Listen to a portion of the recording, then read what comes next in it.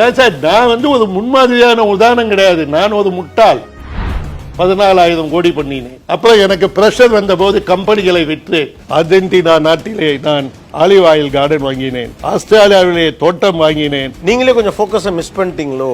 ஃபோக்கஸே பண்ணலையே, அப்புறம் எங்க மிஸ் பண்றது?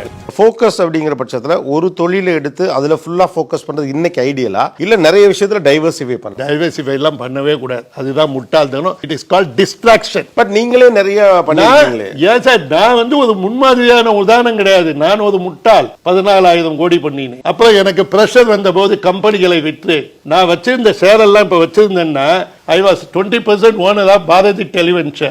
நான் ஷேர் அனுப்பிச்ச போது Sunil Mittal was not registering my share. So I sold that for a paltry sum of 150 crore. நீங்க வந்து வின் பண்ணணும்னா ஃபோக்கஸ் பண்ணணும். ஃபோக்கஸ் பண்ணா ஒரு விஷயத்தை தான் ஃபோக்கஸ் பண்ணணும். சோ நீங்க எதை செய்தாலும் ஃபோக்கஸ். அந்த வேலையை செய்யும் போது ஃபோக்கஸ் பண்ணுங்க. நான் பார்த்த வரைக்கும் பாத்தீங்கன்னா இப்போ நீங்க வந்து ரியல் எஸ்டேட் பண்ணிருக்கீங்க. நீங்க சொன்னீங்க I am not right successful model என்ன ரெஃபரன்ஸா எடுக்க வேணானே. ஸ்டில் நார்மலா எப்படி அமையுது அப்படின்னு கேட்டா ஒருத்தர் ஒவ்வொன்றா எக்ஸ்பெரிமெண்ட் பண்ணி பார்க்க வேண்டி இருக்குது. இது ட்ரை பண்ணுவோம், இது ஒர்க் அவுட் ஆனா இது ஒர்க் அவுட் ஆனா அது, இல்லாட்டி இது அப்படி போறது இன்னைக்கு சரியா இல்ல பிடிச்சபடியா ஒண்ணுல போறது சரியா? வியாபாரியே இல்ல சார். நான் வந்து கண்ணதாசன் கவிதையினை படித்து விட்டு கெட்டு போன ஒரு சாதாரண மனிதன். ஒரு கவிதை படிச்சேன். அந்த கவிதையை என்னால முழுசா சரியா சொல்ல முடியாது. பிறப்பின் ரகசியம் யாதென்று கேட்டேன், இறந்து வார் என்றார். கல்வி என்றால் என்னென்று கேட்டேன், கற்றுப்பார் என்றார். மனையால் சுகம் யாதெனின் மணந்து பார் என்றார். இப்படி எல்லாவற்றையுமே சொல்லுகிறானே கடவுள். இறப்பென்றால் என்னென்று கேட்போம் என்று கேட்டேன், இறந்து பார் என்றார். இப்படி எல்லாவற்றையுமே அனுபவித்து பார் என்றால் இறைவா நீ யார் என்றேன். சற்று காதருகில் வந்து நான் தான் அனுபவம், என்னை கடவுள் என்று மக்கள் கூறுகிறார்கள் என்றார்.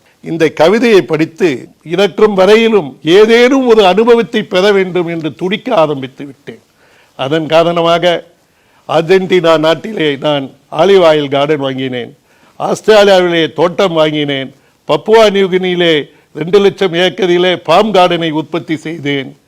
ஓகே, இந்தியாவிற்கு என்னென்னலாம் தேவையோ அதையெல்லாம் அடுத்த 50 ஆண்டு காலத்துக்கு தேவையான விவரங்களை வேலை செய்ய ஆரம்பித்தேன். நீங்களே கொஞ்சம் ஃபோக்கஸை மிஸ் பண்ணிட்டீங்களோ? ஃபோக்கஸே பண்ணலையே, அப்புறம் எங்க மிஸ் பண்றது? ஃபோக்கஸ்ன்றது மிஸ் பண்ணது கிடையாது. டெக்னிக்கலா சொல்றேன். காலையிலே பல் துலக்கும் போது அந்த பல் துலக்கிறத மட்டும் நினைங்க, அதுக்கு பேர் தான் ஃபோக்கஸ். நீ மசால் வடை சாப்பிடும் போது அந்த மசால் வடையை அனுபவித்து சாப்பிடு, அது ஃபோக்கஸ். உறங்கும் போது அந்த உறக்கத்திலே ஃபோக்கஸ் பண்ணு. நீங்க உறக்கம் பண்றீங்க, மசால் வடை சாப்பிடுறீங்க, சோ டீஃபோக்கஸ் கிடையாது. எதை செய்யறோமோ அந்த ஆக்டிவிட்டியை செய்கிறோமோ அதிலே ஃபோக்கஸ் பண்ணு. அப்புறம் ஃபோக்கஸ்ன்றது பார்வை மட்டுமல்ல, அதை பற்றி முழுமையாக படி, ஆர்வமாக்கு. Be passionate about that. எது ரொம்ப முக்கியம் நினைக்கிறீங்க? சேல்ஸா, இல்ல ஃபைனான்சியல் கல்ச்சரா, இல்ல நெட்வொர்க்கிங்கா? ஒரு அழகான பெண்ணுக்கு முடி முக்கியமா, முகம் முக்கியமா, கால் முக்கியமா, இடை முக்கியமான்னு கேட்கறதுக்கு இது எல்லாமே எசென்ஷியல்ஸ். 3மே தேவை.